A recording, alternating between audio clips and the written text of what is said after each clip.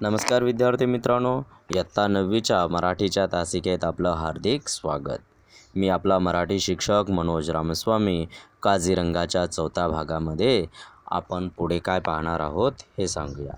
3ऱ्या भागामध्ये आपण पाहिलं गायबगळे, पांढरे शुभ्र असे गायबगळे रानमशींच्या काळ्या अशा रानमशींच्या अंगावर उडताना किंवा उडत असतात आणि त्यांच्या आजूबाजूला असलेले किडे हे खात असतात.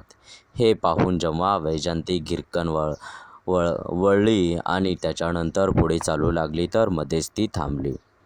तिने कसला तरी मागोवा घेतला आणि जोरात किंकाळी फोडली होती. हे पाहून माहूत पण जरा सावध झालेला होता.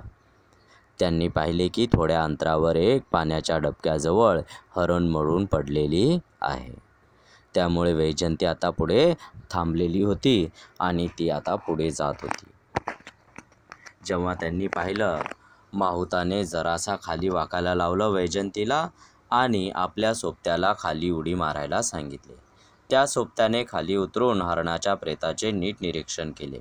कुठल्या तरी प्राण्याने छातीत शिंग खुपसून त्याची हत्या केली होती. किती नाजूक सुंदर जीव, पण जनावरांच्या एका आंधळ्या वेड्या लहरीबरोबर चक्काचूर झालेला त्याचा. माझे मन क्षणभर बधीर झाले. तर वैजयंतीला त्यांनी आता माहुताने जरा खाली वाकायला सांगितलेलं होतं त्या हरणाच्या पिल्लाचं निरीक्षण करण्यासाठी. माहुताने आपल्या एका सोबत्याला म्हणजे मित्राला खाली उतरवलं आणि त्याला त्या हरणाच्या प्रेताचं निरीक्षण म्हणजे डेड बॉडीचं निरीक्षण करण्यास सांगितलं, ऑब्झर्वेशन करण्यास सांगितलं. त्याने पाहिलं तर त्यांनी सांगितलं की कुठल्या तरी एका प्राण्याने आपली शिंग खुपसून त्याला मारलेलं आहे. त्यामुळे लेखकाचं मन जरा दुःखी झालेलं होतं. जब उन्होंने देखा कि मडी वाटर के पास एक हिरन मरा पड़ा है, तो माहूत ने अपने साथीदार को बोला कि हाथी को ज़रा इशारा किया नीचे झुकने के लिए. जैसे ही वैजयंती नीचे झुकी तो अपने साथीदार को कहा कि ज़रा जाकर उस प्रेत का निरीक्षण करो, उस डेड बॉडी का निरीक्षण करो. तो उनके दोस्त ने बताया कि उसको किसी जंगली जानवर ने सींग उसके खुपस कर वो मार डाला गया है. ना ही खाया है ना कुछ किया है, सिर्फ एक लहर या फिर एक इच्छा की वजह से उस छोटे से जीव की जान गई थी. तो इसलिए ये देखकर लेखक का मन निराश हो गया था.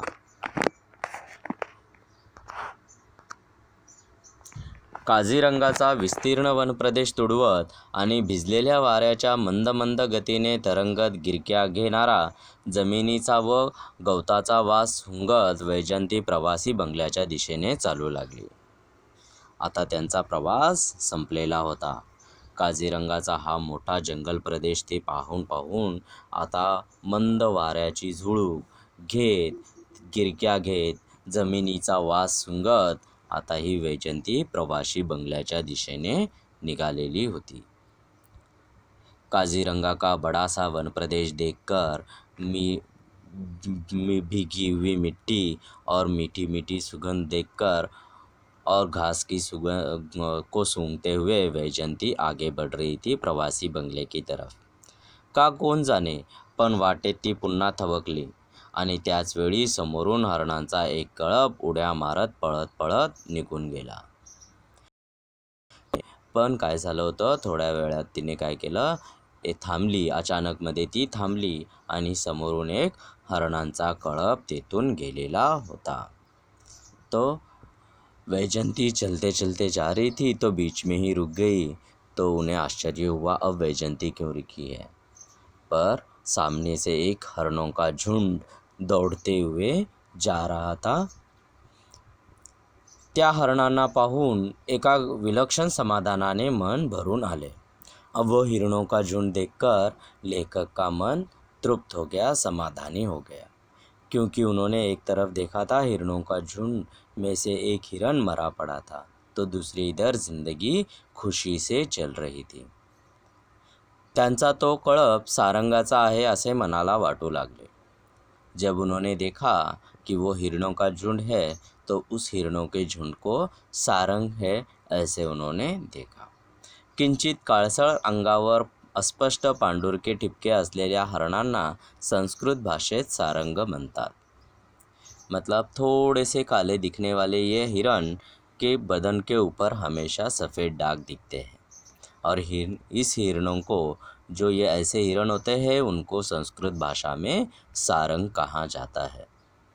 या हरणांचा कळप वेगाने जातो त्यावेळी एखाद्या काळा पांढरा ढग वाऱ्यावर तरंगतो आहे असे वाटते. जब ये काले थोड़े से खाले सावले ऐसे हिरण के बदन पर जो सफ़ेद दाग होते हैं तो उनको सारंग कहा जाता है. जब ये हिरणों का झुंड एक साथ दौड़ते हुए जाता है तो ऐसे लगता है कि जैसे कि बादल ज़मीन पे घूम रहे हैं. काले सफ़ेद बादल एक साथ उमड़ घुमड़ कर घूम रहे या दौड़ रहे ऐसे लगता है. ढगालाही संस्कृत भाषेत सारंग हे नाव आहे. बादल को भी संस्कृत में सारंग कहा जाता है.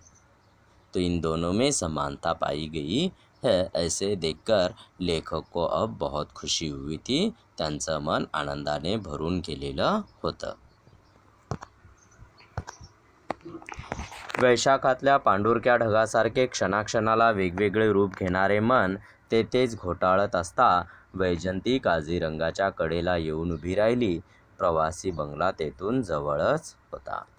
अब ये सारी जो चीज़ें हैं वो देख देख कर अब लेखक का मन क्या हो रहा था, बार बार वही सोच रहा था. एक तरफ लोक पक्षी उन्होंने देखा, दूसरी तरफ उन्होंने एक सिंगी गेंडा देखा, उसकी सारी विशेषताएं देखी, गाय बगुला देखा. उसे देखने के बाद उनका मन और खुशी से लहराने लगा. ऐसे लगा उनको कि अब मुझे पेंटिंग करनी चाहिए. वो देखने के बाद उन्होंने हिरणों का एक मरा पड़ा हुआ हिरण देखा. वो हिरण देखने के बाद उनका मन थोड़ा सा दुखी हो गया था, पर दूसरे ही क्षण जब हिरण लहराते हुए जा रहे थे, खुशी से दौड़ते हुए जा रहे थे, तो उनका मन खुशी से भर गया. तो इस तरह हर तरह की भावनाएं उनके मन में अब आने लगी थी और वही सोच सोच कर उनका मन खुश भी हो रहा था. तो उतने में प्रवासी बंगला आ भी गया था.